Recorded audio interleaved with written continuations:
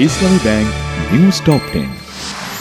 ঢাকা আন্তর্জাতিক বাণিজ্য মেলা উদ্বোধন করলেন প্রধান উপদেষ্টা। বললেন, তরুণদের উদ্দীপনা দেয়া, তাদের সৃষ্টিশীলতাকে প্রজ্বলিত করাই মূল উদ্দেশ্য। বিতর্ক না করে প্রয়োজনীয় সংস্কার সাপেক্ষে দ্রুত নির্বাচন দেওয়ার দাবি বিএনপির স্থায়ী কমিটির সদস্য ডক্টর আব্দুল মঈন খানের।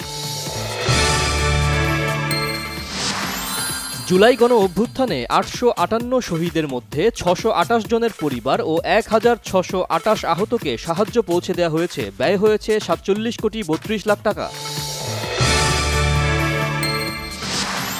বই উৎসবের নামে বছরের পর বছর অপচয় ও দুর্নীতি হয়েছে, অভিযোগ শিক্ষা উপদেষ্টা ডক্টর ওয়াহিদুদ্দিন মাহমুদের।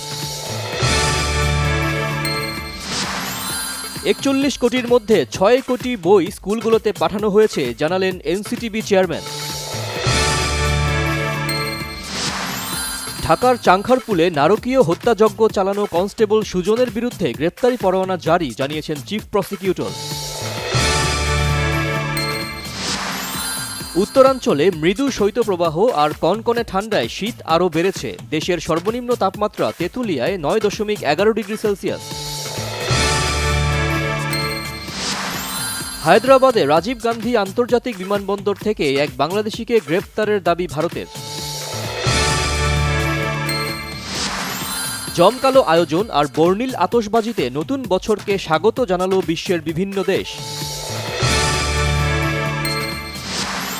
বিপিএলে ক্রিকেটারদের পারিশ্রমিক দ্রুত পরিশোধে ফ্র্যাঞ্চাইজিগুলোর সাথে কথা বলছে বাংলাদেশ ক্রিকেট বোর্ড, জানিয়েছেন বিসিবি সভাপতি ফারুক আহমেদ।